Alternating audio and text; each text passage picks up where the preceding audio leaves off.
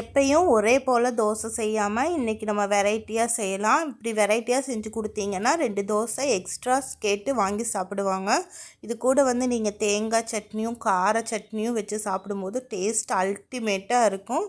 Okay, இது நீங்களும் உங்கள் வீட்டில் வந்து இதை ட்ரை பண்ணி பாருங்கள். வாங்க இது எப்படி செய்கிறதுங்கிறத நம்ம வந்து பார்க்கலாம். இந்த மாதிரி டிஃப்ரெண்ட் ரெசிபீஸ் எல்லாம் நம்ம சேனலில் வந்து நான் அப்லோட் பண்ணியிருக்கிறேன். வேணும்னா நீங்கள் வந்து செக் பண்ணி பார்த்துக்கோங்க. நம்ம சேனலுக்கு சப்போர்ட் பண்ணுங்கள். ஓகே, இப்போ பாருங்கள் இது எப்படி பண்ணுறதுங்கிறத பார்க்கலாம். நான் வந்து ஒரு மிக்ஸி ஜார் எடுத்துக்கிறேன். அதில் வந்து நான் ஒரு தக்காளி ஆட் பண்ணியிருக்கிறேன். கூடவே வந்து பெரிய வெங்காயம் கட் பண்ணி போட்டிருக்கிறேன். ஒரு 5-6 பல் பூண்டு, காரத்துக்கு ஒரு 4 வரமிளகா, கொஞ்சமாக ஜீரகம். இதை எடுத்து நல்லா மிக்சியில் வந்து நெய்ஸாக அரைச்சிட்டு வாங்க, உப்பு போட்டு. ஓகே, தண்ணி ஆட் பண்ணக்கூடாது. இப்போ வந்து மாவில் வந்து இதை ஊற்றி கலந்துடுங்க. நல்லா மிக்ஸ் பண்ணிவிட்டு தோசை சுடலாம்.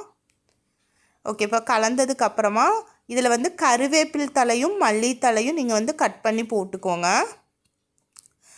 ஓகே, இப்போ வந்து தோசைக்கல் காய வைக்கலாம். தோசைக்கல் வச்சுட்டு அந்த தோசைக்கல் காஞ்சதுக்கப்புறமா நம்ம வந்து தோசை ஊற்றலாம். லேசாக ஊற்றுங்க. ஓகே, கொஞ்சம் ஆயில் ஆட் பண்ணுங்கள். இதில் கொஞ்சம் தாராளமாக எண்ணெய் விடுங்க. ஓகே, பாருங்கள் இப்போ முருகலாக ஆக்கிட்டு எடுத்திங்கன்னா சூப்பரான தக்காளி தோசை ரெடி. நீங்களும் உங்கள் வீட்டில் வந்து ட்ரை பண்ணி பாருங்கள். இதுக்கு வந்து தொட்டுக்கறதுக்கு வந்து நீங்கள் வந்து தேங்காய் சட்னியும் இல்லை அப்படின்னா கார சட்னி, இந்த 2ல் ஏது வேணாலும் வச்சுக்கலாம். ரொம்ப ரொம்ப நல்லாயிருக்கும். ஓகே, நீங்களும் உங்கள் வீட்டில் வந்து இந்த மாதிரி ட்ரை பண்ணி பார்த்துட்டு எப்படி இருக்குது இந்த டிஷ்ஷு அப்படிங்கிறத நீங்கள் எனக்கு கமெண்ட் பண்ணுங்கள்.